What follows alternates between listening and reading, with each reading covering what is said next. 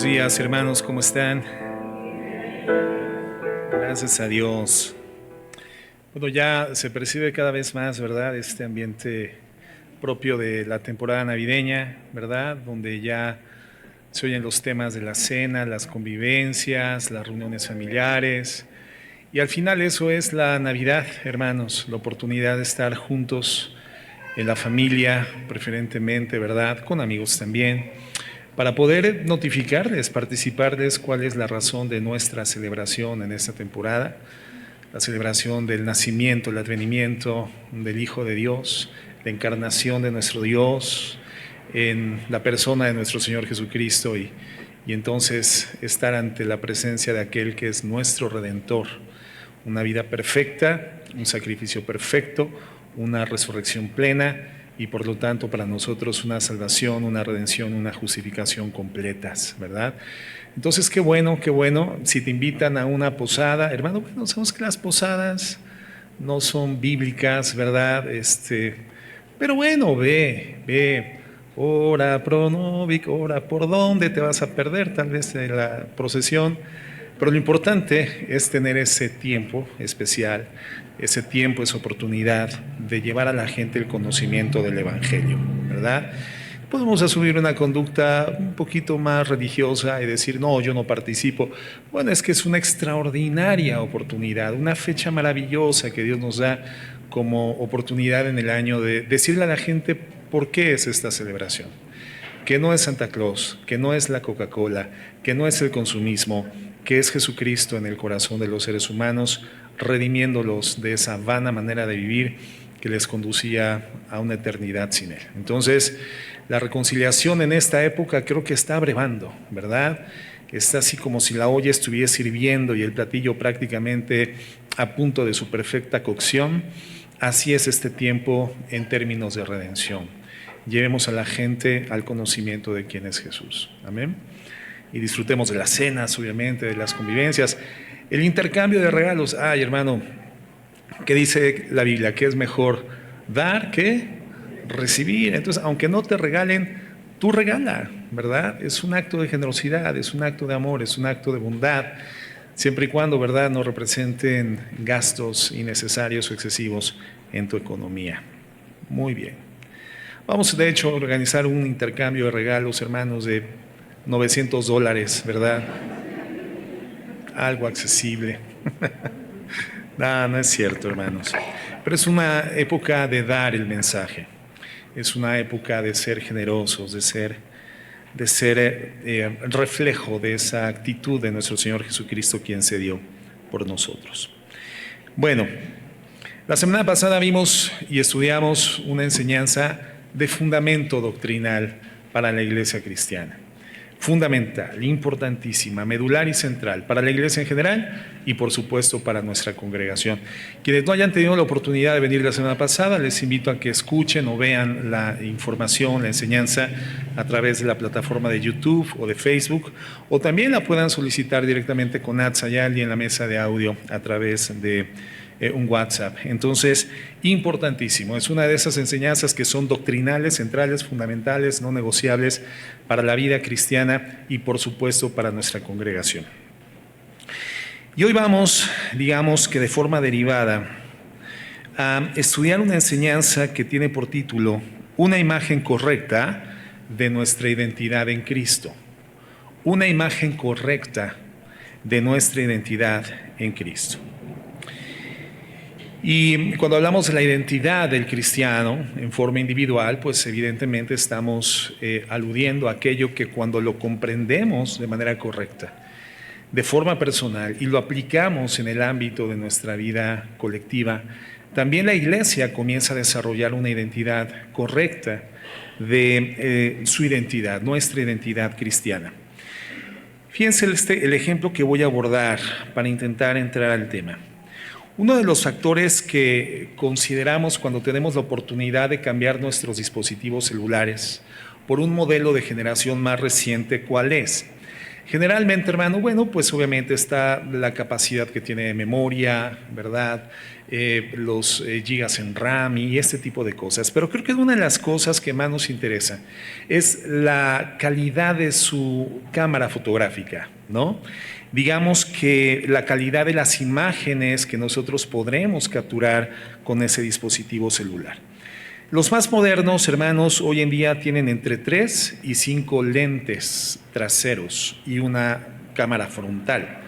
El lente trasero es el que utilizamos cuando estamos no tomándonos una selfie, sino cuando estamos tomando una imagen panorámica o de un grupo en el que no estamos nosotros presentes, cuando somos el fotógrafo, no propiamente una selfie.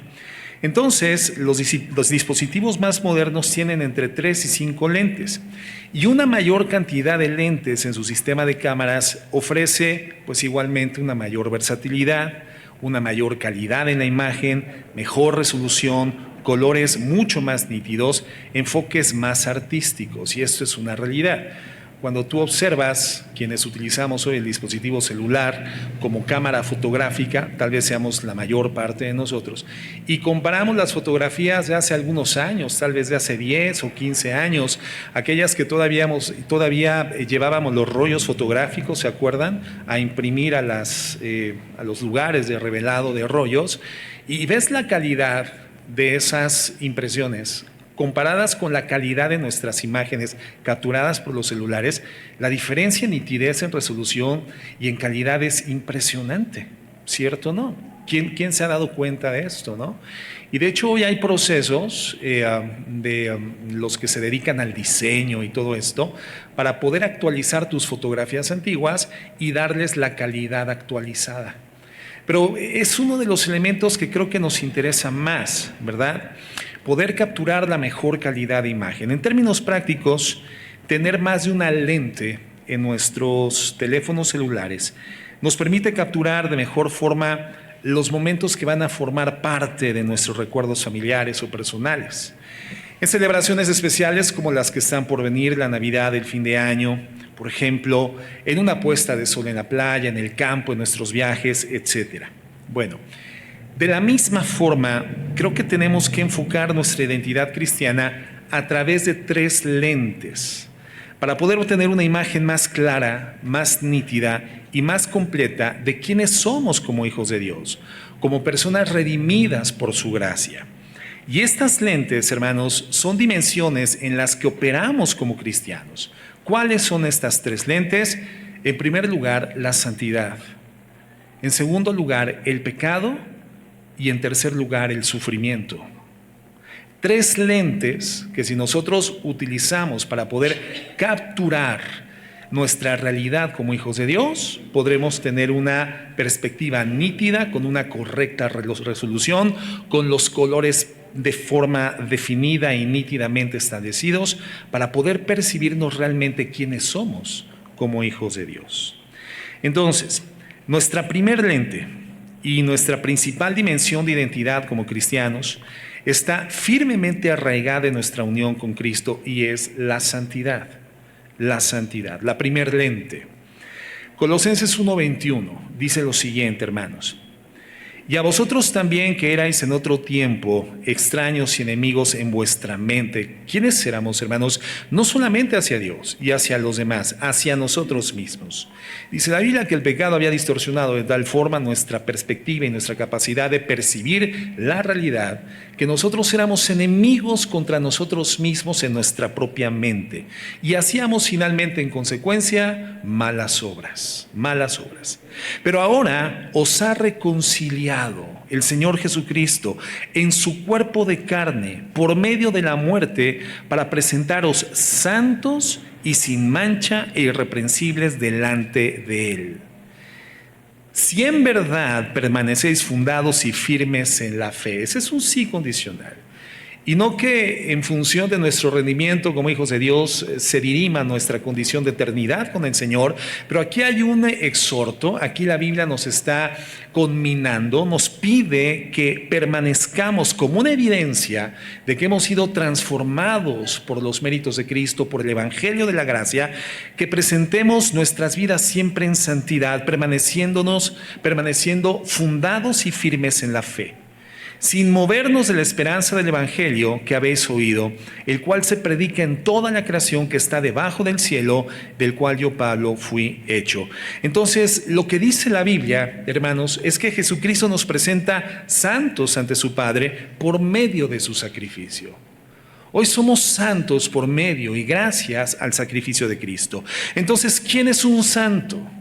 Un santo, de acuerdo a la Biblia, es la persona que ha creído en el sacrificio de Cristo como el único medio para recibir el perdón de sus pecados, para ser lavado de su maldad y ser reconciliado con Dios. Esa es una persona santa. Y por esta fe en el sacrificio de Jesucristo, habiendo sido limpios por su sangre, entonces ser adoptados como hijos de Dios y recibiendo a nuestro Señor Jesucristo como Salvador de nuestras vidas. Señor y Salvador de nuestras vidas. Esa es una persona santa. Entonces, la persona santa no propiamente es la persona que no peca. La persona santa no propiamente es una persona que ha recibido una mejoría en su condición o estatus, digamos, denominacional o social o dentro de un grupo comunitario, sino que la persona santa es aquella que ha creído plenamente, con plena convicción, para efectos de redención personal en los méritos sacrificiales de Cristo en la cruz del Calvario, donde se entiende representado, sustituido, y en ese sentido, al haber cubierto el pecado, la paga del pecado en nuestro lugar, recibiendo por esa paga extendida por Cristo ante el Señor por su sangre, recibiendo el perdón de nuestros pecados, la salvación y la vida eterna. Esa es una persona santa. Si tú has creído en Jesucristo, tú eres un santo. O sea que los santos no son las imágenes que poníamos en altares en nuestras casas, a la entrada, en la sala, o lo que colgábamos en las paredes de los comedores, o las estampitas que traíamos en los monederos o en las carteras. No, el santo es la persona que por el sacrificio de nuestro Señor Jesucristo hoy es presentado delante de Dios en condición de pureza, por la sangre que redime y que limpia la condición del alma, del espíritu y de la mente del ser humano, que es la sangre de Jesucristo. Entonces, ¿qué entendemos de esto, hermanos? Que somos santos no por nuestras obras, sino por la obra de Cristo. Pero en esta dimensión terrena continuamos enfrentando una lucha constantemente, hermanos, con el sufrimiento y con el pecado.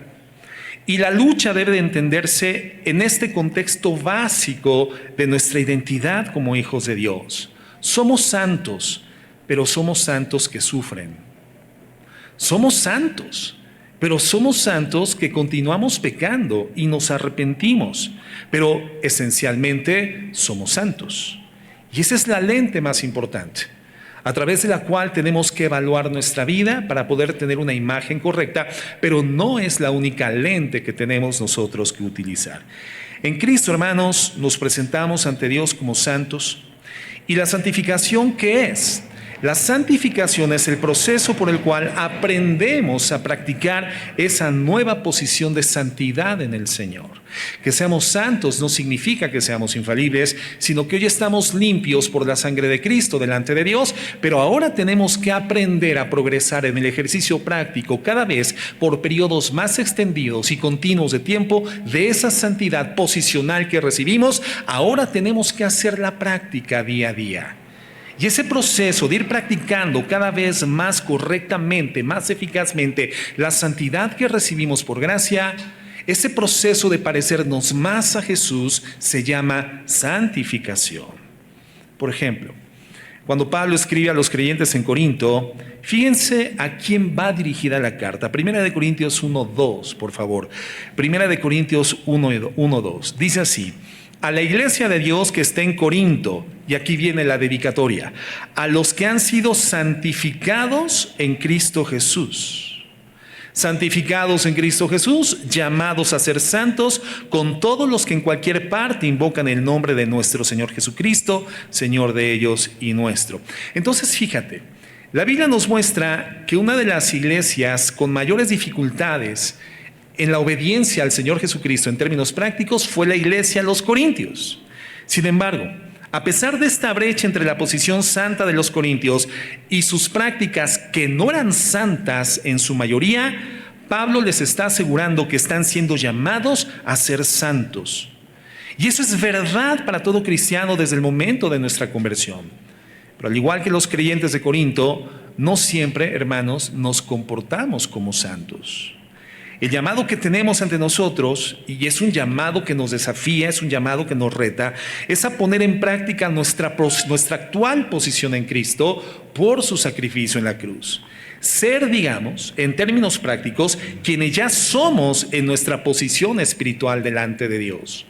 Poder desarrollar, desempeñar, reflejar de forma clara, de forma nítida, esa santidad que ya recibimos posicionalmente y que ahora nos toca manifestar gradual y progresivamente a través de un estilo de vida que va creciendo, que va madurando. Entonces, es impresionante, hermanos. Impresionante, pero también es emocionante vernos a nosotros mismos por medio de esta lente, de esta posición tan extraordinaria y tan exaltada que es la santidad que Dios nos ha dado como sus hijos. Vernos como santos es impresionante y es maravilloso, porque siendo como sabemos que somos, en nuestras condiciones de limitación humana, en nuestros desvíos, en nuestras debilidades, en nuestros defectos e insuficiencias, delante de Dios, por los méritos de Cristo, el Señor nos llama santos. Es maravilloso, es impresionante. Pero tengamos cuidado. Si solamente usamos esa lente, la lente de la santidad, entonces podemos comenzar a pensar que somos más fuertes que lo que realmente somos. Incluso podemos llegar equivocadamente a concluir que somos gente invencible, gente que ya no falla, gente que ya no se equivoca, o que somos mejores que aquellos que han tropezado en su caminar en la vida de fe, o que somos más amados por Dios que quienes aún no le conocen y todavía Cristo no es una realidad salvífica en sus vidas. Este es el peligro de vernos solamente a través de la lente de la santidad. Lucas 18:9, fíjate cómo versa, palabras del Señor Jesucristo, una parábola que hemos estudiado en diversos momentos, de hecho hemos sido recurrentes en citar esta parábola, pero quiero que la leamos y que la veamos a la luz de lo que nos está mostrando el Espíritu Santo en esta mañana. Es una parábola del fariseo y del publicano, y dice así: a unos que confiaban en sí mismos como justos y menospreciaban a otros. Ese es el peligro latente de ver nuestra vida cristiana solamente con una lente, la lente de la santidad. Es una realidad posicional, es una realidad inobjetable, es una realidad espiritual a la cual hemos sido accedidos por medio de los méritos de Cristo en la cruz del Calvario. Pero si no somos precavidos, hermanos, en la forma de ver dimensionalmente, de forma completa, nuestra realidad actual como hijos de Dios, podemos llegar a ser personas que confíen en sí mismas como justos y menospreciemos a otros. Así como el publicano, así como el fariseo más bien. Dijo también esta parábola: 2 hombres subieron al templo a orar. Uno era fariseo y el otro era publicano. Es decir, el fariseo era la persona que conocía la ley y aparentemente ponía en práctica con su vida la ley. Y el publicano, pues era un cobrador de impuestos, judío al servicio del Imperio Romano, que era, digamos, una extensión administrativa del imperio para cobrar impuestos generalmente injustos y muy elevados. Entonces estos 2 hombres subieron al templo a orar. El fariseo, puesto en pie, oraba consigo mismo de esta manera: Dios, te doy gracias porque no soy como los otros hombres, ladrones, injustos, adúlteros, ni aun como este publicano. Es decir, él confiaba en sí mismo como una persona justa por las cosas que hacía. Y a continuación dice: yo ayuno 2 veces a la semana, doy mis diezmos de todo lo que gano.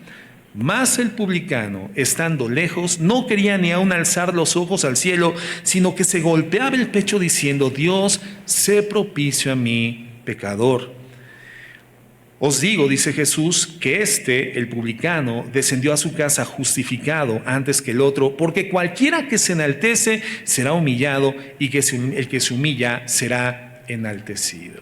Ese es el peligro hermanos, de vernos solamente a través de esta lente que ya es una realidad espiritual, pero que no es una realidad práctica en términos plenos en la vida de cada uno de nosotros, sino que estamos en el proceso progresivo de poder efectuar y manifestar de manera cada vez más fehaciente, más patente, pero imperfecta, la santidad que hemos recibido de parte de Dios.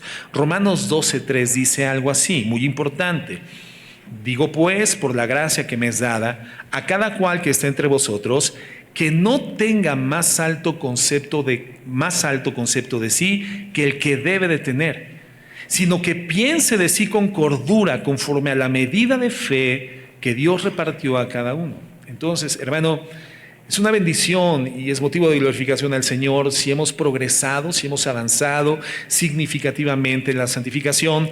Pero este avance aún significativo en nuestra capacidad hoy por el Espíritu Santo de parecernos cada vez más a Jesús no puede llevarnos a la torpeza de creer que somos más de lo que realmente somos.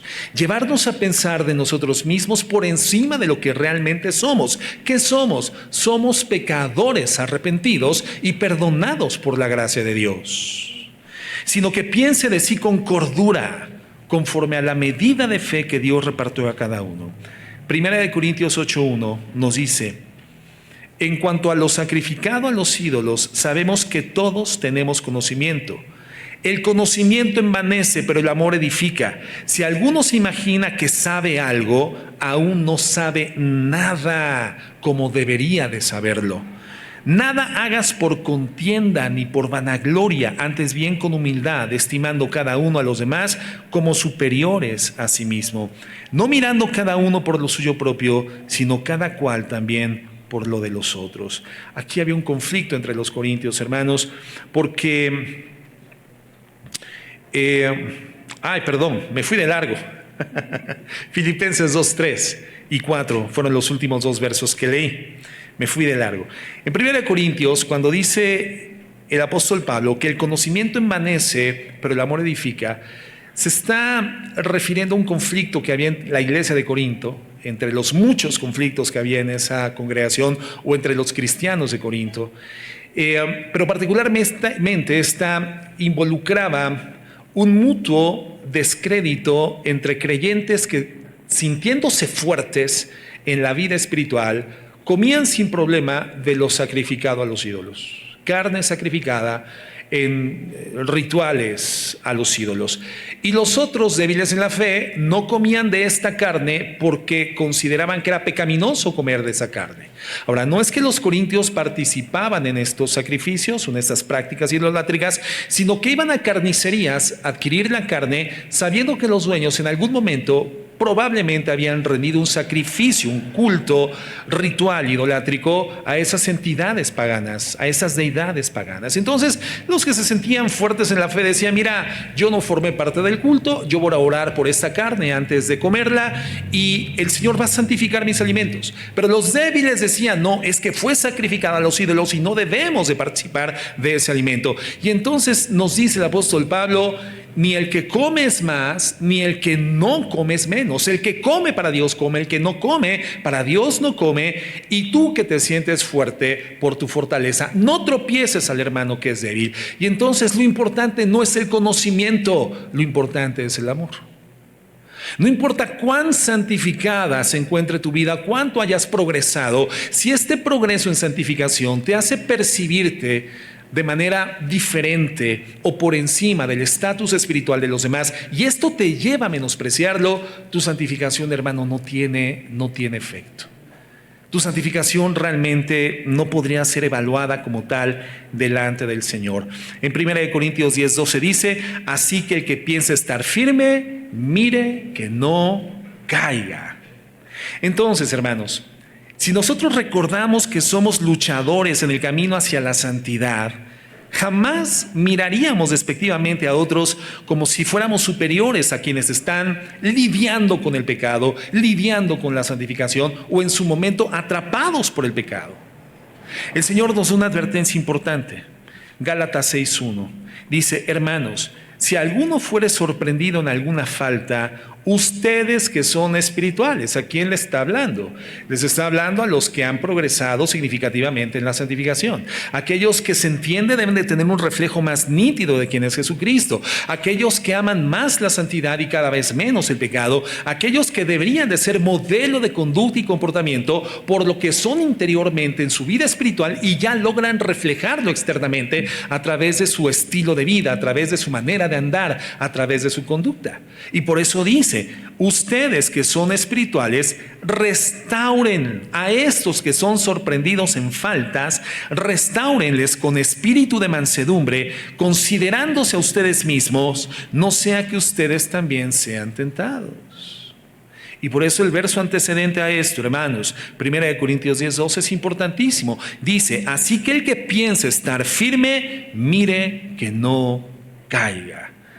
Un peligro que podemos llegar a experimentar si vemos nuestra vida cristiana solamente bajo la lente o a través de la lente de la santidad, que ya es una realidad posicional, pero estamos esforzándonos por crecer en la expresión de esta santidad.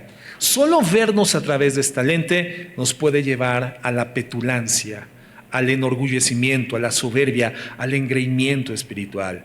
Y eso, hermano, nos va a dar una imagen, una fotografía distorsionada de lo que realmente tendríamos que ser o reflejar. La segunda lente, hermanos, es el pecado. La segunda lente es el pecado. Como santos, hermanos, somos apartados para Dios. Somos apartados para vivir hacia el Señor. Pero aprender a practicar nuestra nueva posición en Cristo es un proceso, como ya lo venimos diciendo. Es un proceso que dura toda la vida. ¿Por qué? Porque somos pecadores redimidos, pero todavía somos personas pecadoras. Santos que no amamos pecar, pero todavía pecamos. La persona que planifica el pecado como un vehículo, un mecanismo o estrategia para acceder a cierto nivel de gratificación del alma, del cuerpo, material, emocional, etcétera, es una persona que no ha sido redimida por la gracia del Señor Jesucristo. Primera de Juan nos dice que aquel que practica el pecado, haciendo referencia a aquellos que aún lo planifican de forma metódica y estratégica e inteligente para adquirir ciertos niveles de crecimiento, de gratificación, etcétera, no son cristianos. Entonces nosotros ya no practicamos el pecado, ya no planificamos pecar, ya no disfrutamos pecar. Sin embargo, siendo santos, aún pecamos. ¿Sí o no? ¿Quién no pecó en esta semana, por ejemplo? ¿Podría levantar su mano? Quisiéramos hacer un nicho y ponerlo ahí un par de meses, cuando menos, ¿verdad? ¿Quién no pecó en esta semana? Bueno, ¿quién no pecó el día de ayer? De ayer a hoy, ¿quién no ha pecado? Bueno, el día de hoy, de la mañana, desde el momento en el que te despertaste hasta este momento, levante su mano, por favor, el que no ha pecado. De pensamiento, de sentimientos, de palabras, de acciones. Como siempre lo comento, llegamos a la iglesia y todos parecemos el hermano Sol y la hermana Luna, ¿verdad? Parecería que hay una dimensión espiritual cruzando la puerta de la iglesia donde todos nos vemos perfectos, ¿verdad? Pero ¿cómo veníamos algunos de nosotros a la congregación esta mañana? Entre jalones, empujones, jalones de pelos a los niños, ¿verdad? Gritos porque ya se hizo tarde, porque no vamos a llegar a la alabanza, porque yo quiero estar y el otro no está listo, etcétera. Muchas veces salimos así. Y eso evidentemente, hermano, no es grato a los ojos de Dios y es pecaminoso. Tenemos una lidia constante contra el pecado. Somos santos, no amamos pecar, pero todavía pecamos. En la conversión el Señor nos da la capacidad de apartarnos del pecado para acercarnos más a Cristo. Y es lo que hemos comentado. Comenzamos por la conversión a Jesucristo a odiar el pecado que antes amábamos y comenzamos a amar al Dios que antes odiábamos.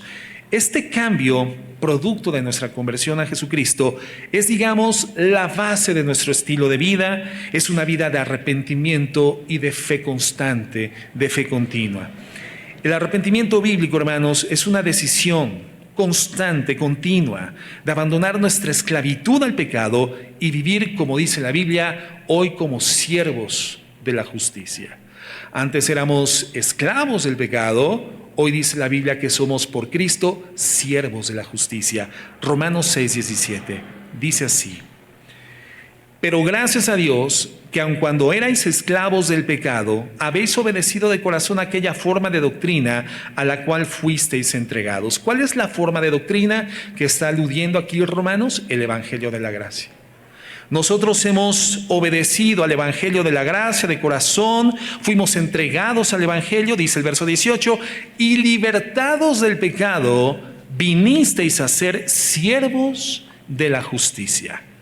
Hablo como humano por vuestra humana debilidad, que así como para iniquidad presentasteis vuestros miembros para servir a la inmundicia y a la iniquidad en el pasado, así ahora para santificación presentad vuestros miembros para servir a la justicia. ¿Qué nos está diciendo el texto?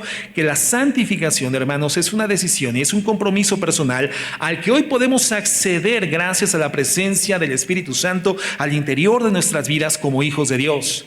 Nuestro llamado es a presentar nuestras vidas para servir a la justicia, para servir a Dios, nuestros miembros.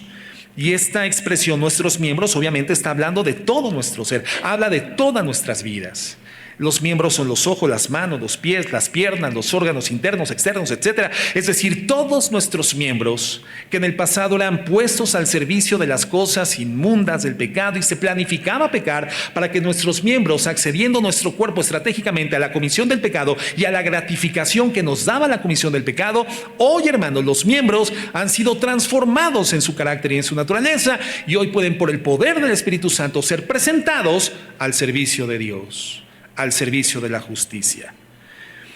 Eso es lo que nos dice la palabra de Dios. Entonces, la fe que salva, esa fe que nos lleva al conocimiento de Cristo, esa fe que nos lleva a entregar nuestras vidas al Señor, esa fe que transforma nuestra condición, nuestra naturaleza y carácter espiritual, no solamente confía en Cristo para una salvación futura, hermanos, no solamente confía en Cristo para el tiempo en el cual estemos en su presencia y entremos en gloria con cuerpos glorificados ya sin la presencia del pecado y después ignora a aquel que nos redimió. No, hermanos, la fe que salva no es aquella que se posiciona o se enfoca en el futuro, sino que la fe que salva tiene un efecto en el presente de nuestras vidas. No es recibir la salvación por la fe y nos olvidamos cómodamente de hacer cualquier otra cosa, de vivir la vida en santidad, esperando la redención futura. No, esa fe no es una evidencia o esa forma de vivir la vida cristiana, abandonándonos al tiempo en el que estemos perfeccionados delante de Dios, al momento en el cual entremos glorificados a su presencia. Esa fe que espera no es una fe bíblica. La fe bíblica es aquella que nos enfoca hacia ese futuro extraordinario, pero nos lleva a activarnos en el presente, a vivir como somos llamados, a vivir como santos hijos de Dios. Entonces tenemos que vivir aferrados, dice la Biblia, a su presencia, a su persona, a su obra, no viviendo ya conforme a la carne, sino conforme al Espíritu. Fíjate lo que dice Romanos 8:12. Dice, así que hermanos, deudores somos no a la carne, para que vivamos conforme a la carne. No, ya no, porque si vivís conforme a la carne, moriréis. Mas si por el Espíritu hacéis morir las obras de la carne, ¿quién tiene que hacer morir las obras de la carne en nuestras vidas? ¿El Espíritu Santo, hermano, o nosotros? ¿Quién hace morir las obras de la carne en su propia vida? Cada uno de nosotros. ¿Pero con qué poder? Con el poder del Espíritu Santo.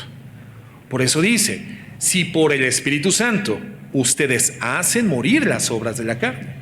La presencia del Espíritu Santo que ya mora dentro de nosotros y que nos da la capacidad de vivir ahora como lo que somos espiritualmente y posicionalmente como hijos de Dios, para ir progresando en ese crecimiento hacia una imagen cada vez más plena de la santidad de nuestro Señor Jesucristo. Y nos dice, porque si vivís conforme a la carne, van a morir. Pero si por el Espíritu hacen morir las obras de la carne, van a vivir. Porque todos los que son guiados por el Espíritu de Dios, estos son hijos de Dios. ¿Te das cuenta cómo la Biblia ya no está diciendo que ya no pequemos? Sino que tenemos que ir avanzando progresivamente por el poder que ahora reside en nosotros, dada la presencia de Dios en la persona de su Espíritu Santo, progresar en vivir conforme al Espíritu y ya no conforme a la carne. Nuestros miembros ya no al servicio del pecado, sino al servicio de la justicia, al servicio de Dios. Primera de Pedro 4:1, esta es una un texto que para mí es muy clarificador. Dice, puesto que Cristo ha padecido por nosotros en la carne. ¿Dónde padeció Cristo por nosotros en la carne, hermanos? ¿Dónde? ¿Cuándo? En la cruz del Calvario. Ustedes también ármense del mismo pensamiento, pues quien ha padecido en la carne terminó con el pecado. Esto es lo que logró el sacrificio de Cristo en la cruz. Terminó con el poder del pecado. ¿Cuál era el poder del pecado, hermanos? ¿Quién me dice? Le voy a dar una estrellita, un 10 en teología. ¿Cuál era el poder del pecado? ¿Perdón? La muerte. La paga del pecado es, mas la dádiva de Dios es vida eterna en Cristo Jesús. Entonces lo que la Biblia nos está diciendo en este verso de Primera de Pedro es que Jesucristo le quitó el poder al pecado en la cruz del Calvario. Eliminó la muerte. Es una realidad a la cual toda la humanidad tiene acceso por la fe en esa obra sacrificial, representativa y expiatoria a favor de la condición humana.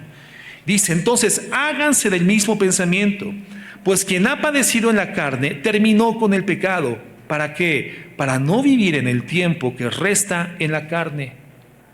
Ya no vivamos el tiempo que resta en la carne, conforme a las concupiscencias de los hombres, sino conforme a la voluntad de Dios. Y nos dice, baste ya el tiempo pasado, es decir, lo que tú utilizaste en desperdicio de tu tiempo en el pasado, ya fue suficiente. No utilices un segundo más, un minuto más, una hora más, un día de tu vida en la medida de tu progresión en santificación. Dice, baste ya el tiempo pasado para haber hecho lo que agrada a los gentiles, andando en lascivias, en concupiscencias, embriagueces, orgías, disipaciones y abominables idolatrías. A estos les parece cosa extraña que ustedes no corran con ellos en el mismo desenfreno de disolución y los ultrajan. Yo ya he platicado con algunos hermanos de la congregación que se han visto ya en la necesidad de rechazar las invitaciones a las fiestas empresariales de celebración de Navidad y de fin de año, hermano. Y algunos les he preguntado, bueno, ¿invitan a la familia o nada más a los empleados? No, nada más a los empleados. Pues ya por ahí, hermano, ya por ahí te das cuenta. Si no puede estar tu esposa, ¿qué tienes que hacer tú en un festejo? Si no puede estar tus hijos, ¿qué tienes que hacer tú en ese festejo? ¿Verdad? Entonces tú sabes lo que se vive en esos ambientes. No, dice la Biblia, ya basta. El pasado fue suficiente. El tiempo que desperdiciaste miserablemente por ignorancia o por rebeldía, ya no utilices más tiempo. Lo que hiciste, lo hiciste. Ahora dice la palabra de Dios, aun cuando te ultrajen, porque al mundo le va a parecer cosa extraña. Oye, pero ¿por qué no te vas a quedar? Mira, si van a haber cerveza, va a haber whisky, va a haber brandy, va a haber... No, hombre, la barra va a ser libre, mi hermano. ¿Por qué no vienes? O sea, no lo entiendo. Y además va a haber comida. ¿Y qué crees? Va a haber bailongo. ¿Por qué no vas a venir? No lo entiendo. Dice, al mundo le parece cosa extraña que no participemos con ellos en el mismo desenfreno de disolución, y la consecuencia por mantenernos firmes a nuestra fe será que nos van a ultrajar. Y el ultraje particularmente, hermanos, significa hablarán mal de nosotros. Entonces, el ente de pecador, o sea, saber que aún estamos en una condición de vida que puede llevarnos, aun cuando sea un equívoco, puede llevarnos a tomar decisiones pecaminosas. Es útil, hermanos, para revelar nuestra continua necesidad de arrepentimiento. Pero fíjate, ¿cuál es el peligro con esta lente? Si solamente te ves a la luz o a través de la lente del pecador, es que es probable que te sientas constantemente derrotado en tu lucha diaria contra la tentación. Que te sientas una persona fracasada, frustrada espiritualmente, perder de vista la realidad de que en Cristo ya hemos sido levantados con aquel que ya venció al pecado y a la muerte y al diablo. Hermanos, Jesucristo rompió la espalda literalmente, bueno, no literalmente, pero rompió literalmente la fortaleza, la columna vertebral de Satanás, digámoslo así. Y abrió los grilletes que nos esclavizaban al pecado cuando Él entregó la vida por nosotros en la cruz. En Él, hermanos, somos santos, que caminamos en una vida nueva, impulsados por el Espíritu Santo, pero aún pecamos. Entonces, al igual que el riesgo de vernos solamente a través de la lente de la santidad nos puede llevar a la petulancia, al engreimiento espiritual, vernos a través de la lente del pecado, solamente a través de esa lente, puede llevarnos a la frustración, a la tristeza, a la insuficiencia, a percibirnos como personas inhábiles y aún a llegar a dudar de nuestra condición de salvación.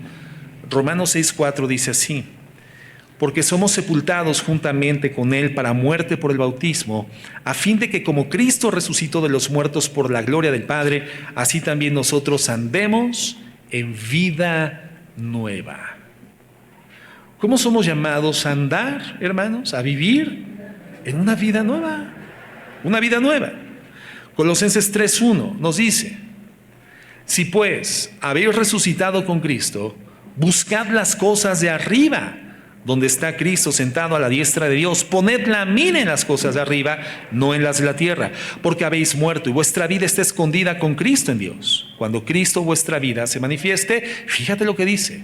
Cuando, es decir, está perspectivando hacia el futuro, está proyectando hacia lo que está por venir. Cuando Cristo, vuestra vida, se manifieste, entonces vosotros también seréis manifestados con Él. ¿Cómo, hermanos? En gloria. Está hablando de la glorificación, y la glorificación es la fase futura de nuestro estado redimido. Nosotros fuimos justificados cuando creímos en el Señor Jesucristo, y eso es parte de nuestro pasado. Ya fuimos justificados por medio de la fe en el Evangelio, y a partir de la justificación inmediatamente entramos en la segunda etapa de la redención, que es la santificación. Estamos siendo libres de la influencia del pecado. Fíjate en esto, eso lo hemos estudiado a profundidad en su momento. En la justificación somos libres de la culpa del pecado. ¿Cuándo fue juzgada nuestra culpa por el pecado? En Cristo, en la cruz del Calvario. Hemos creído en el mensaje del Evangelio, Cristo muriendo por nosotros en la cruz del Calvario, ya fuimos justificados. Es decir, en relación al pecado, ya fuimos libertados de la culpa, pero seguimos pecando.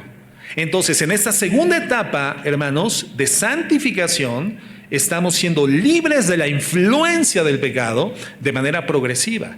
Pero cuando entremos en gloria, en la glorificación, con cuerpos ya no corruptibles, seremos libres para siempre de la presencia del pecado. ¿Cuándo va a suceder esto? Bueno, nos lo dice la palabra. Cuando Cristo, vuestra vida, se manifieste, entonces vosotros también seréis manifestados con Él en gloria. La glorificación, de acuerdo a la Biblia, hermanos, es una realidad que Cristo ya ganó para nosotros, pero mientras continuemos habitando en este cuerpo de carne, aún no la vamos a experimentar plenamente, pero nos dirigimos hacia esa realidad. Vamos caminando hacia esa realidad. Por lo tanto, sabiendo que en la santificación vamos a tener tropiezos, como compartíamos hace un par de miércoles, un tema que hablaba de nuestra pequeña santidad que tropieza, pero es una santidad que Dios ama. Aun cuando nuestra santidad tropiece, la Biblia dice que somos hijos de Dios. La Biblia dice que Él nos ama. La Biblia no dice que Él espere que jamás volvamos a pecar, pero la Biblia sí espera de los hijos de Dios y establece este llamamiento continuo al arrepentimiento cuando pecamos. Somos santos que pecamos y nos arrepentimos del pecado. Primera de Juan 1:5 dice lo siguiente: este es el mensaje que hemos oído de Él y os anunciamos: Dios es luz y no hay ningunas tinieblas en Él. Es decir, que en Cristo no hay pecado, en Dios no hay pecado, en Dios no hay planificación de pecado. Por eso el determinismo como perspectiva teológica es uno de los errores que llevan a distorsionar la imagen de Dios de manera más triste y más cruenta. Aquellos que dicen que Dios determinó el bien, pero también determinó el mal. Aquellos que dicen que Dios predestinó a unos para ser salvos, pero también predestinó a otros para no ser salvos. Aquellos que dicen que Dios generó todo lo que existe y determinó todo lo que sucede, tanto el bien como el mal, para dar una manifestación extraordinaria de su gloria, de sus proezas, de su poder. Esto se oye aceptable, pero entonces pensar deterministamente es pensar que el pecado también fue planificado por Dios para manifestar su gloria en salvación. Y eso es una irracionalidad teológica. Es una irracionalidad, no emana de la palabra de Dios, escapa a la doctrina esencial de la Biblia. Dice la palabra que en Dios no hay ningunas tinieblas. Entonces, la fuente del mal no es Dios. ¿Dónde se encuentra la fuente del mal? ¿Dónde? En el ejercicio de la libertad del ser humano. Pero la fuente del mal no puede ser Dios. Dios habita en luz inaccesible. No hay ningunas tinieblas en él. Verso 6 dice, si decimos que tenemos comunión con él y andamos en tinieblas, fíjate, utiliza la palabra andar, es decir, si tu estilo de vida es de tinieblas, entonces mientes. No es verdad que estás en comunión con Dios, porque no estás practicando la verdad. Pero si andamos en luz, como Él está en luz, tenemos comunión unos con otros. Y la sangre de Jesucristo nos limpia de todo pecado. ¿Estamos leyendo con atención, hermanos? Andar en luz no significa no pecar. Porque si no, ¿para qué continuará disponible para nosotros la sangre de Cristo que nos limpia de todo pecado? Si andamos en luz, es decir, si nuestra condición redimida es una realidad, si el Espíritu Santo mora dentro de nosotros y vamos caminando y vamos progresando, aun cuando pareciera un progreso lento, no dinámico, no un progreso extraordinario o meteórico, si vamos avanzando, hay un esfuerzo. Hoy el poder del Espíritu Santo es una realidad en nuestras vidas y nos fortalece para esforzarnos, para lidiar contra el pecado, la tentación, contra los desvíos, contra la oportunidad de caer, y estamos haciendo nuestra parte. Hoy fortalecidos por el Espíritu Santo, eso es andar en luz. Entonces, cuando pecamos, la sangre de su Hijo Jesucristo sigue disponible para nosotros, para limpiarnos de toda maldad. Pero si andamos en tinieblas, es decir, decimos que somos cristianos, llegas con la máscara del santo, pero sales y te pones la de Blue Demon, hermanos. El tinieblas, ¿verdad?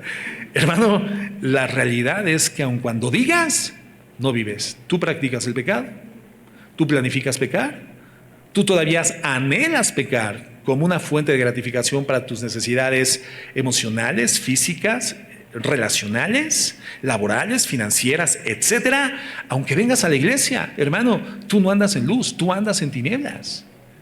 Pero si tú eres de los que se está esforzando y eventualmente caemos en pecado y ya nos distrajimos y no fuimos diligentes y ya nos desviamos, pero nos levantamos de la mano de Cristo, 7 veces cae el justo y 7 veces le levanta. Con el poder del Espíritu Santo vamos avanzando, vamos avanzando, vamos avanzando. Cuando pecamos, dice la Biblia, la sangre de Cristo está disponible para limpiarnos del pecado. Tenemos comunión unos con otros y la sangre de Cristo, su Hijo, nos limpia de todo pecado. Dice el verso 8, si decimos que no tenemos pecado, y este es el problema de los que se sienten ya en el máximo nivel de santificación, el primer caso, los que se ven solamente a través de la lente de la santidad. Oh, yo ya no peco. Hermano, déjanos ponerte un nicho. Vamos a prenderte un par de veladoras y un poquito de gasolina para que te quemes. Ya vete con el Señor, ya que haces aquí.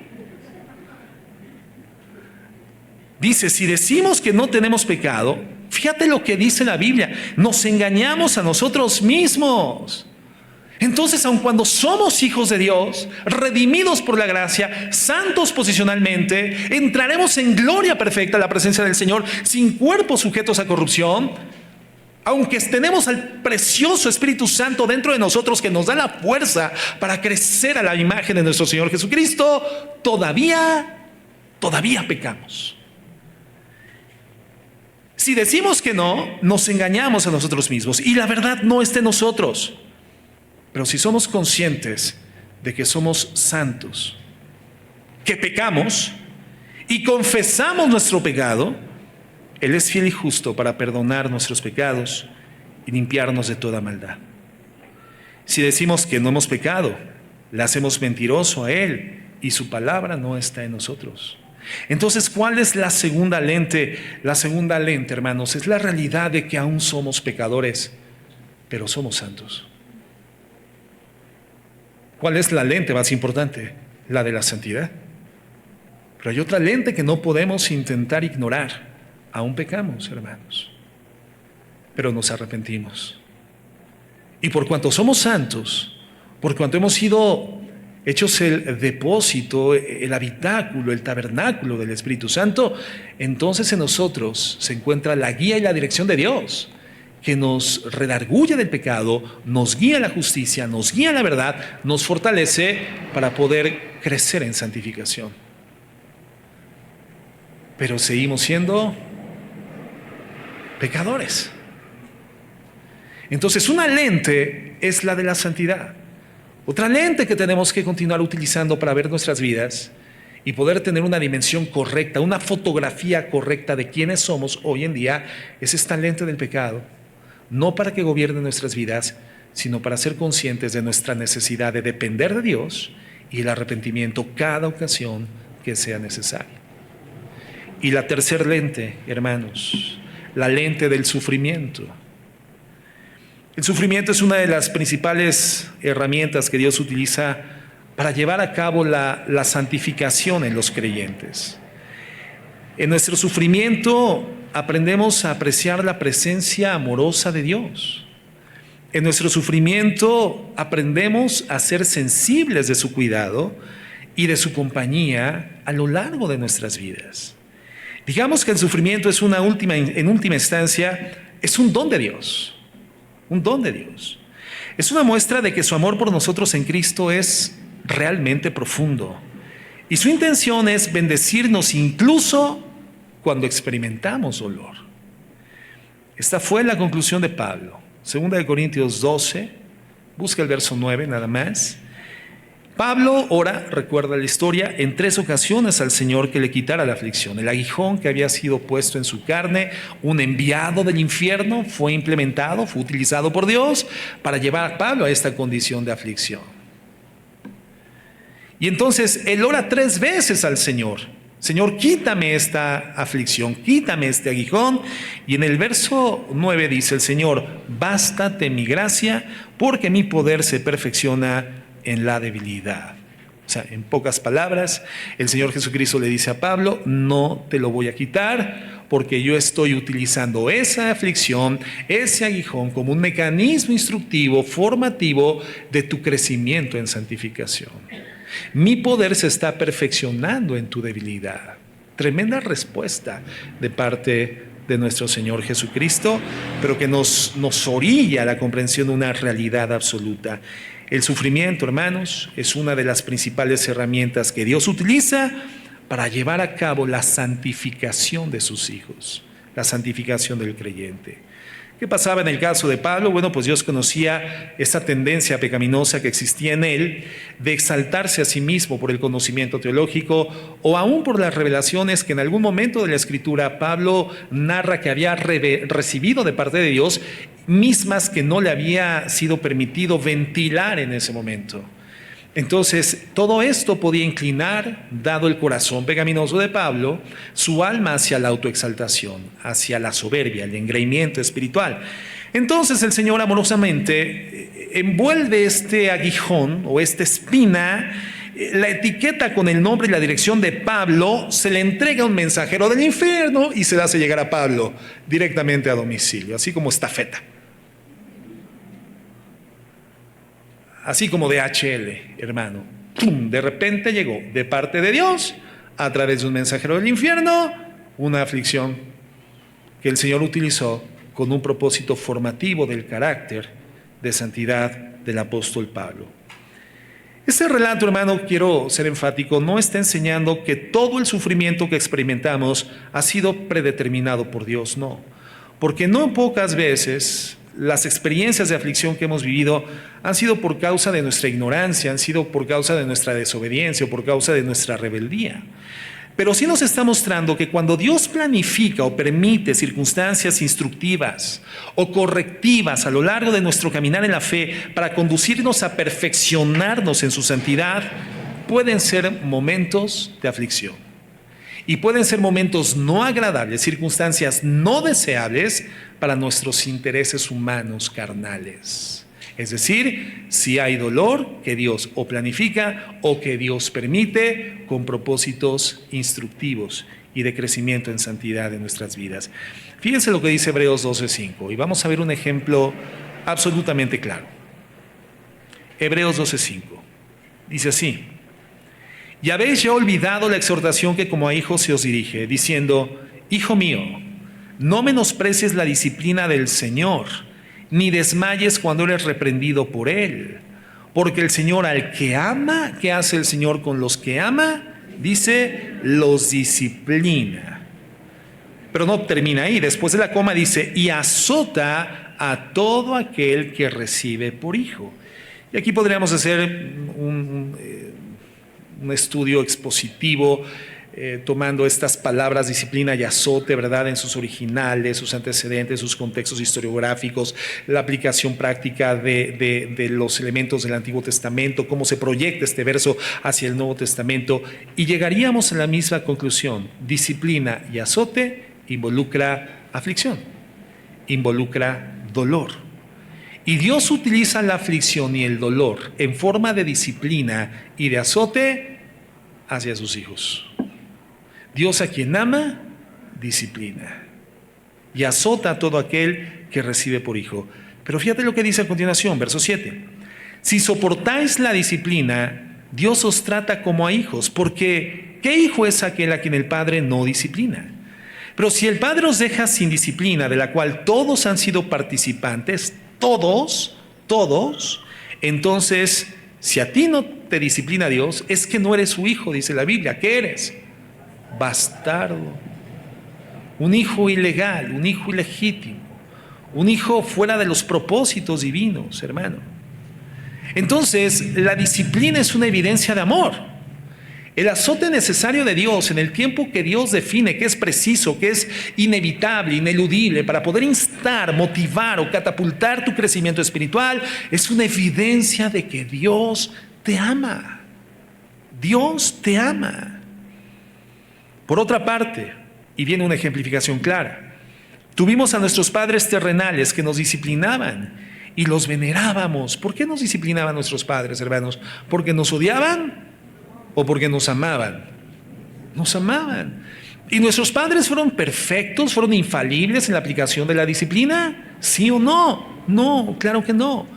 ¿Recuerdas algún momento de tu historia infantil o adolescente donde tu papá o tu mamá se hayan excedido en el uso de la disciplina? ¿Sí o no, hermanos?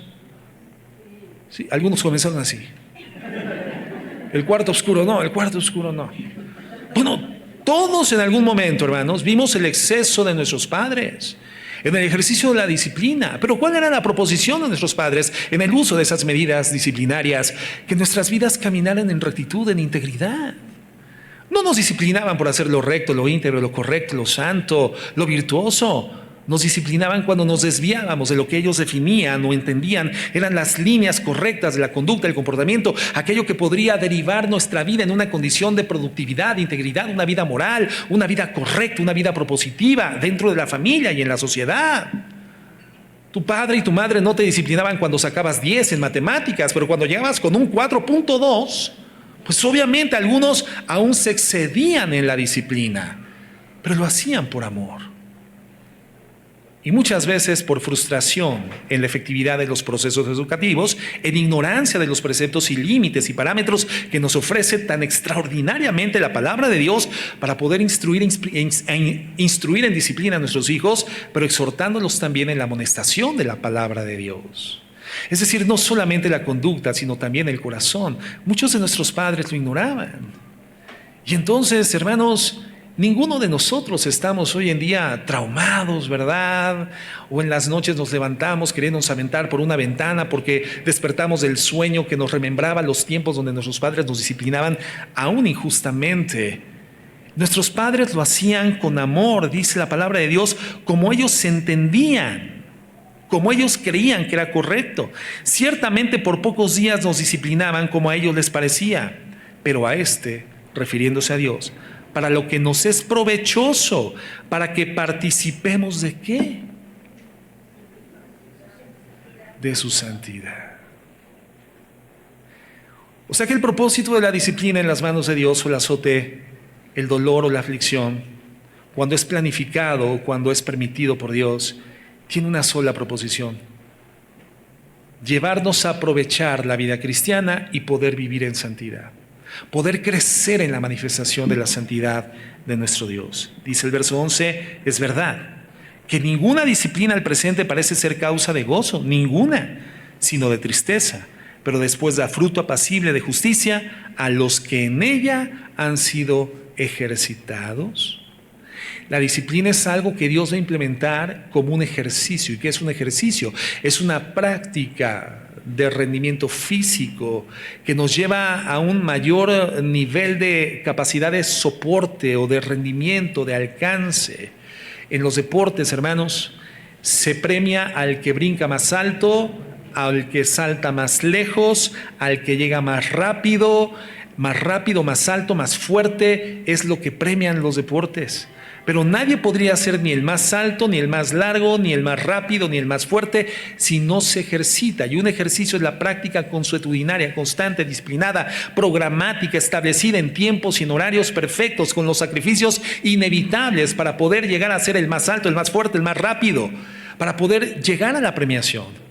El Señor dice que Él está ejercitándonos, por lo tanto no va a ser algo eventual, va a ser algo que se va a establecer en nuestras vidas por propósito divino, cuando sea necesario, puntualmente y aún programáticamente por Dios, para llevarnos a participar de su santidad. Y esto, cuando estamos experimentando la disciplina, dice, no es motivo de gozo, pero cuando somos ejercitados en ella, produce en nosotros fruto de paz y de justicia. Entonces, el sufrimiento entra en nuestras vidas, ya sea planificado, permitido por Dios, para santificarnos y rehacernos a la imagen de su Hijo Jesucristo, hermanos. Quiero que veamos algunos textos para terminar que nos enseñan cómo es que el sufrimiento puede acercarnos a Dios. Por eso no podemos intentar hacer a un lado la lente del sufrimiento. Tenemos que entender, tenemos que saber utilizar y enfocar en nuestra propia vida cristiana la realidad del sufrimiento. El Salmo 34, 18 dice, a ver, ¿quién quiere que Dios esté cerca de él? ¿Quién quiere ser consciente de la cercanía manifiesta de Dios en su vida? Bueno, fíjate lo que dice.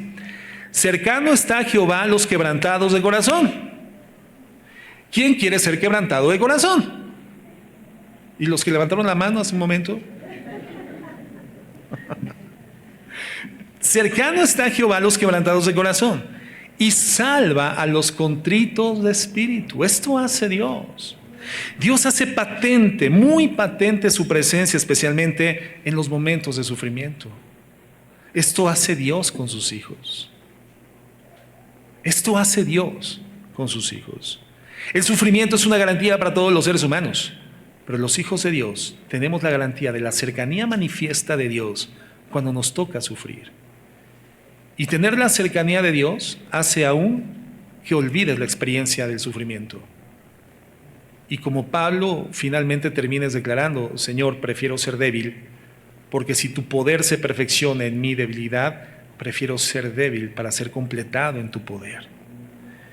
Salmo 119, 71. Dice el salmista, bueno me es haber sido humillado. Bueno me es haber sido humillado para que aprenda tus estatutos. Quiere decir entonces que las dificultades ayudaron al salmista a conocer más y a valorar más la ley del Señor, la palabra de Dios, los estatutos de Dios. Job 23:10, un libro que eventualmente no nos es muy gratificante leer, justamente por la experiencia del sufrimiento que tuvo Job. Job 23:10 dice, mas él conoce mi camino, me probará y saldré como oro. Como oro. ¿Cómo es el oro, hermano? Brillante, valioso.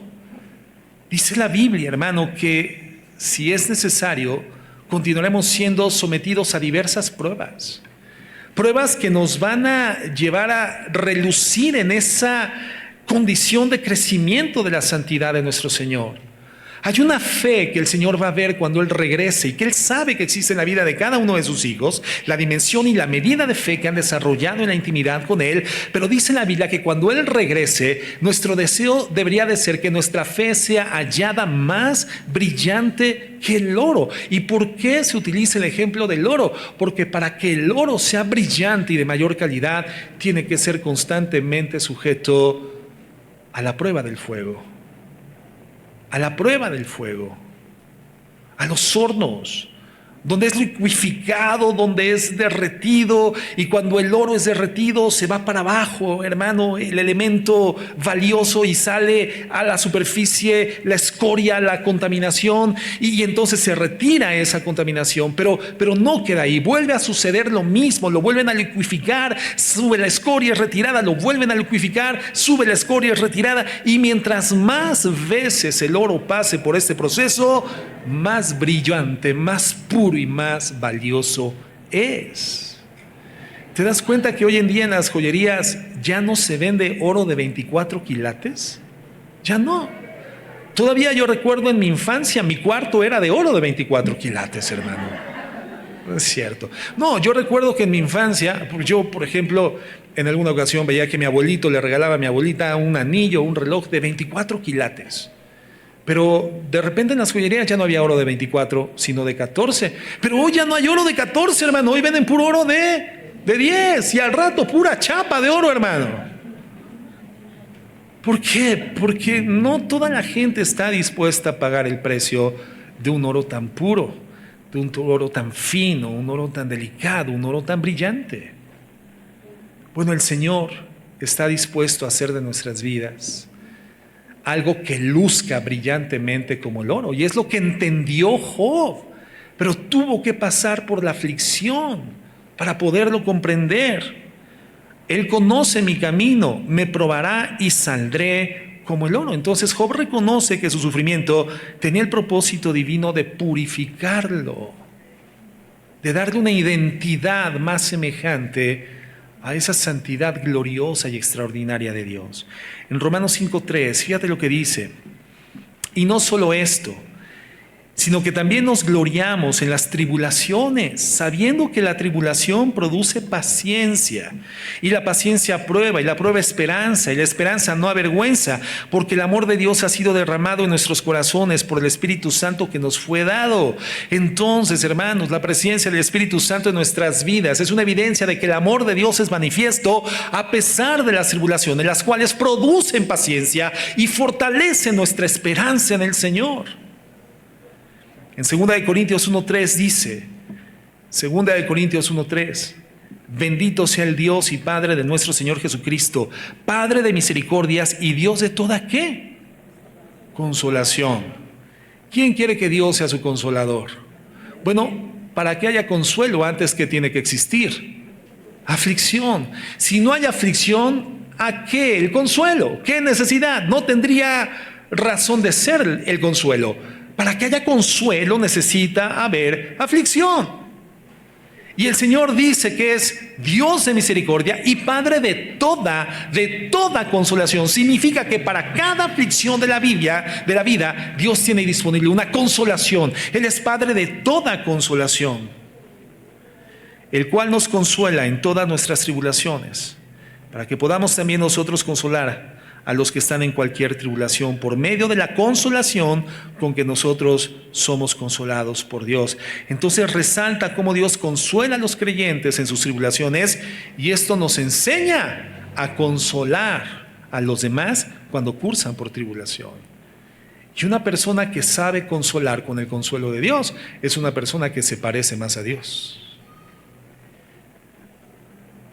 Fíjate, hermano, que estoy triste porque no. Mi familia se está destruyendo, mi marido se fue, mis hijos están en malos pasos. Te lo dije, pero no me hiciste caso. No, hombre, qué buen consolador eres, hermano. Te vamos a poner en el ministerio de consejería. No. O sea, ¿tú esperarías eso? Te lo dije. ¿Cuántas esposas consoladoras hay aquí en la congregación? Te lo dije. No, hermana, no, eso no es sabio. Responder así ante el equívoco, el error o la aflicción de tu esposo no es algo que te asemeje a la santidad de Dios, a la sabiduría de Dios, a la inteligencia de Dios, al conocimiento de Dios, o que tú no has sido consolada por Dios. Yo estoy seguro de que sí. Entonces implementa el mismo tipo de consuelo que tú recibiste de Dios, cuando sea necesario en tu medio ambiente. Para hombres y para mujeres es esto. Pero cuando nosotros hemos experimentado el consuelo de Dios en nuestras tribulaciones, aun cuando creíamos que nuestra tribulación era única, irrepetible, soy el único ser humano de los 100 mil millones de humanos que hay en la faz de la tierra, hoy en día, de todas las generaciones de humanos que han existido desde la creación del mundo, que está viviendo lo que estoy viviendo. Bueno, vamos a suponer que efectivamente eres el bicho raro, hermano. O sea, estás viviendo algo que jamás nadie ha vivido. Dios tenía previsto el consuelo para ese sufrimiento, porque Él es Padre de toda consolación y te consuela para que tú aprendas a ser como Él, amar como Él, extender gracia y misericordia como Él lo hace, mostrar su amor y su piedad cuando es necesario, y consueles con la misma consolación con la que tú y yo hemos sido consolados. Entonces, el sufrimiento en las manos de Dios no nos destruye, nos santifica, nos hace semejantes a Él más y nos permite actuar más como Él actúa. Puede parecer difícil, hermanos, escapar del ente del sufrimiento, pero si pensamos en nosotros mismos solo como gente que sufre, y ese es el peligro de vernos solamente a la luz de este lente, bueno, podemos caer presas de ese poder que paraliza, ese poder que nos hace sentir víctimas, porque el sufrimiento tiene esa facultad. Tiene la facultad de egocéntricamente llevarnos a enfocarnos en nuestra propia experiencia del dolor, olvidarnos del medio ambiente, del entorno, de la familia, olvidarnos de los elementos más cercanos a nuestra existencia y centralizarnos solamente en la experiencia del dolor. Entonces, si vemos nuestra vida solamente a través de la lente del sufrimiento, vamos a llegar al egoísmo, el egocentrismo y el victimismo, viéndonos, digamos, como un peón pasivo en el tablero de ajedrez, donde el peón es el que menos decisiones influyentes tiene en la partida. Simplemente somos movidos a favor de diversas circunstancias, pero nada más. Pero si miramos también a través de los otros lentes que hemos estudiado en esta mañana, bueno, podemos vernos a nosotros mismos como un pecador santo, que enfrenta el sufrimiento con adoración y con gratitud a Dios.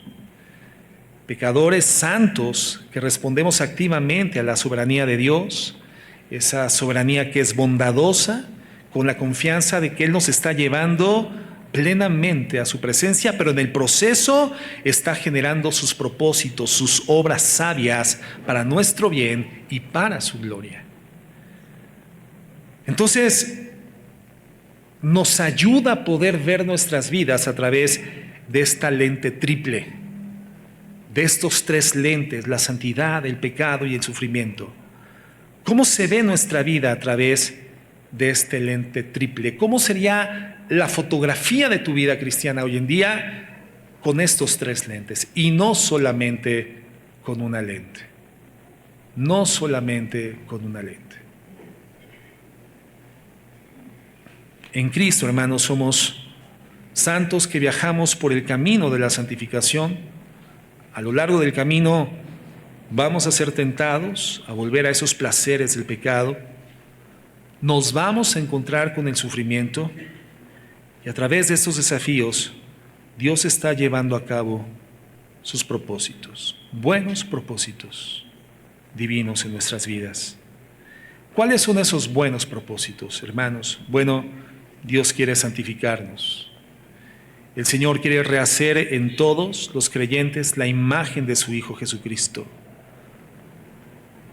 Él nos dice que aquello en lo que establezcamos nuestra contemplación también va a provocar nuestra transformación.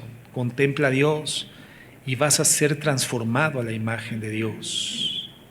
Entonces, a medida que nos enfocamos en el Señor Jesucristo, nos conocemos mejor a nosotros mismos y somos transformados progresivamente a su imagen, y dice la Biblia, de gloria en gloria. Contemplar a Cristo ayuda a que nuestras lentes espirituales estén limpias, se alineen con nuestra identidad bíblica triple.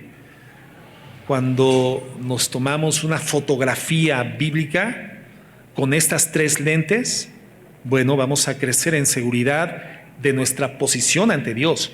Vamos a crecer en la certeza de que somos santos. Y nos vamos a fortalecer en la batalla contra el pecado, ese pecado remanente que todavía continúa en nuestras vidas. Y vamos a permanecer firmes en el sufrimiento. Cuando nos sumergimos en la palabra de Dios, viva y poderosa, nuestra evaluación de nosotros mismos, de nuestro pecado, de nuestras circunstancias, entonces se alinea con la perspectiva integral que Dios tiene de nosotros. Y la imagen de nuestra realidad cristiana, nuestra identidad, es una identidad más ad hoc al plan de Dios, más ad hoc a la voluntad de Dios, más real, pero no solamente una lente. Si te ves solamente a través de la lente de la santidad, vas a terminar siendo un petulante, engreído. Si te ves solamente a través de la lente del pecado, te vas a sentir el más frustrado y tal vez dudarás de tu propio estado de salvación. Si te ves solamente a la luz del sufrimiento, pues te vas a sentir, hermano, como una persona olvidada de la gracia y del amor y del cuidado de Dios. Sentirás que Dios te ha dado la espalda justamente en el tiempo de tu sufrimiento, como los discípulos del Señor que corrían de aquí para allá en la balsa cuando las aguas la inundaban y le dijeron: ¿que no tienes cuidado de que vamos a perder la vida?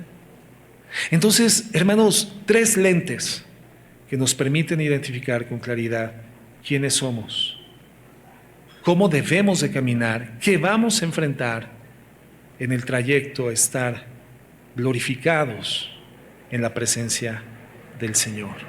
Una identidad correcta, una identidad balanceada, una identidad que puede ser fuertemente usada por Dios para sus propósitos en la tierra. Vamos a orar.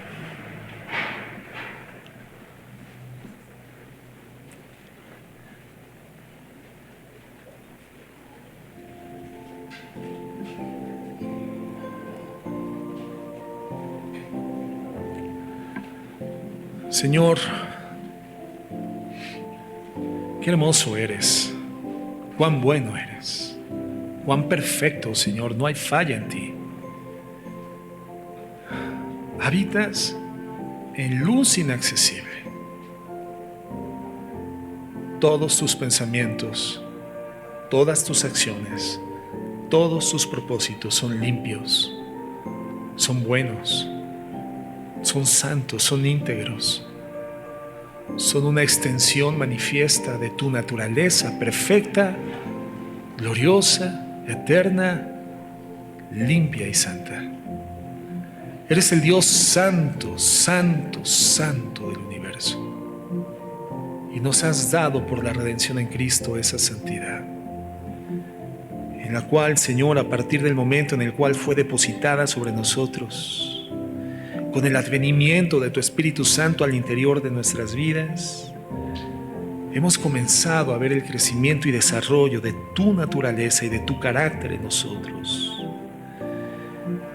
Pero no estamos exentos, Señor, del pecado, aun cuando hemos sido libres de la culpa del pecado. No estamos exentos del sufrimiento, aunque en ti, solo en ti, tenemos la garantía del placer y el bienestar pleno en tu presencia. Hoy entendemos que somos santos, que pecamos y nos arrepentimos, que enfrentamos el sufrimiento y somos llamados a vivirlo con adoración y confianza en ti. Creemos en esa seguridad extraordinaria de esa posición que nos has dado delante de ti, la santidad. Y nos fortalecemos en la batalla contra el pecado y permanecemos firmes en el sufrimiento. Señor, que esta realidad sea iluminada por tu Espíritu Santo cada ocasión que estemos ante tu palabra, en los tiempos de adoración, en los tiempos de silencio y soledad en tu presencia, en nuestros tiempos de ayuno, en nuestros tiempos de búsqueda de ti, podamos vernos a la luz de quién eres tú, contemplarte y ser llevados de gloria en gloria a una mayor manifestación de ti. Ser tu imagen cada vez más nítida, más clara, con mayor resolución en esta tierra. Y esto sea para la gloria de tu nombre y el gozo en nuestros corazones. En el nombre de Jesús, amén y amén. Hermanos,